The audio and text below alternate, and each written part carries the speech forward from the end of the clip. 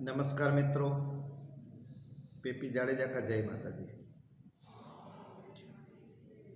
दोस्तों, एक आदमी एक धर्मशाला में ठहरा था। धर्मशाला में उस आदमी ने देखा तो एक सुंदर तोता वहां रखा हुआ था और तोता पिंजरे में बंद था। तोता एक ही बात बार बार बोलता था, स्वतंत्रता स्वतंत्रता स्वतंत्रता। आदमी सोच में पड़ गया। आदमी ने देखा, आदमी ने सुना, आदमी ने सोचा कि इतना सुंदर तोता पिंजरे में बंद है और लगातार एक ही बात बोलता रहता है, स्वतंत्रता स्वतंत्रता। धर्मशाला में ठहरे उस आदमी को विचार आया कि अगर इस सराय का मालिक ईमानदार है तो तोते को स्वतंत्रता दे देनी चाहिए। रात को सोते समय सराय में ठहरे उस मुसाफिर को नींद नहीं आती। मुसाफिर उठता है और पिंजरे का दरवाजा खोलता है। पिंजरे का दरवाजा खोलकर मुसाफिर ने तोते को कहा कि अब बाहर आ जा, सारा आकाश तुम्हारा है, पिंजरे का दरवाजा खुला है, तुम चले जाओ। लेकिन तोता बाहर नहीं आया। तोता तो एक ही बात बार बार बोलता था, स्वतंत्रता स्वतंत्रता। मुसाफिर ने पिंजरे के अंदर हाथ डाला, तोते को बाहर निकालने की कोशिश की, लेकिन तोता बाहर नहीं आता था। मुसाफिर ने काफी संघर्ष किया तोते को बाहर निकालने के लिए, फिर भी तोता बाहर नहीं आया।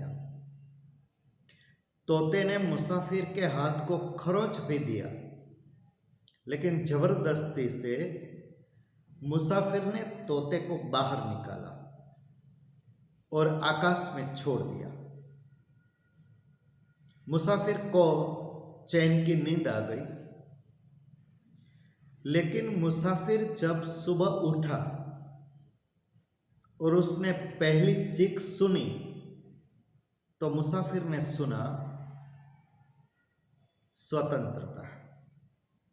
मुसाफिर ने देखा तो तोता पिंजरे के अंदर बैठा था और पिंजरे का दरवाजा खुला था। दोस्तों, हम और हमारा जीवन भी इस तोते की तरह है। हम मान्यताओं, इच्छाओं और वासनाओं के पिंजर में बंद हैं और जब तक हम अपनी मान्यताओं, इच्छाओं और वासनाओं को छोड़ नहीं देते, स्वतंत्रता का अनुभव हमें नहीं होता। हम जब तक इस मान्यताओं से बंधे रहते हैं, स्वतंत्रता खतरनाक लगने लगती है। हम अपने इन बंधनों से मुक्त हो जाए, क्योंकि मुक्ति ही जीवन है। लेकिन हम अपने ऐसी मान्यताएं, अपनी इच्छाओं और वासनाओं में सदा बंधे रहते हैं और स्वतंत्रता की पुकार लगाते रहते हैं। इसलिए है दोस्तों, इन सब बंधनों को छोड़ो, मुक्त हो जाओ, क्योंकि मुक्ति ही सच्चा जीवन है। एक भिखारी एक राजा के पास गया और राजा से भीख मांगने लगा। राजा उस भिखारी को कुछ देने के लिए तैयार हुए, तो भिखारी ने राजा से कहा कि सुनो, आप मुझे कुछ भी दो, मेरी एक शर्त है कि मुझे कुछ भी देने से पहले मेरे पास जो ये भिक्षा पात्र है उसे पूरा भर दो।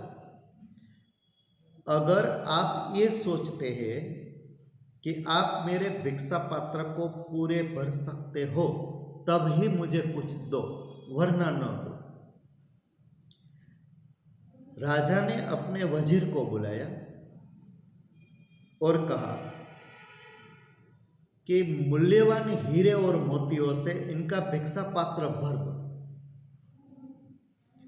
वजीर राजा के महल में से मूल्यवान हीरे और मोती ले लेकर भिखारी के भिक्षा पात्र में डालने लगे, लेकिन सब हैरान हो गए क्योंकि भिक्षा पात्र में जो भी डाला जाता था सब गायब हो जाता था। राजा को जब ये बात का पता चला तो राजा बहुत गुस्से हो गए और राजा ने अपने वजीर को बुलाकर फिर कहा कि चाहे मेरे राज्य के सारे खजाने खाली हो जाए, खाली कर दो, लेकिन इसका भिक्षा पात्र भर दो। आश्चर्य की बात तो ये थी कि राजा के खजाने में से जितने जितने मूल्यवान हीरे मोती और जो भी संपत्ति थी वो भिक्षा पात्र में जब जब डाली गई, भिक्षा पात्र में डालते ही सब गायब हो जाते थे। अंत में भिक्षा पात्र तो खाली ही रह गया। राजा को जब ये पता चला तो राजा आकर भिखारी के चरणों में गिर गए और राजा ने भिखारी से क्षमा मांगते हुए कहा कि इसके पहले कि आप यहां से जाओ, मुझे ये बताओ कि ये भिक्षा पात्र का रहस्य क्या है। भिखारी हंसने लगा और बोला कि महाराज, ये भिक्षा पात्र मानव के मन की तरह है। जिस तरह मानव के मन में इच्छाएं वासनाएं भरी रहती है, वो कभी मानव का मन इच्छाओं और वासनाओं से भरता ही नहीं, उसी तरह ये भिक्षा पात्र है। भिक्षा पात्र तो मानव के मन की कहानी मात्र है। हम अपनी इच्छाओं और वासनाओं जितनी भी हमारे मन में डाले, जितनी भी भरे, हमारा मन खाली ही रहेगा। इसलिए दोस्तों, इच्छाएं, मान्यताएं, वासनाएं ये तो दुष्पुर है, इसे आदमी कभी भर ही नहीं सकता। इसे छोड़ने से तो जीवन बनता है।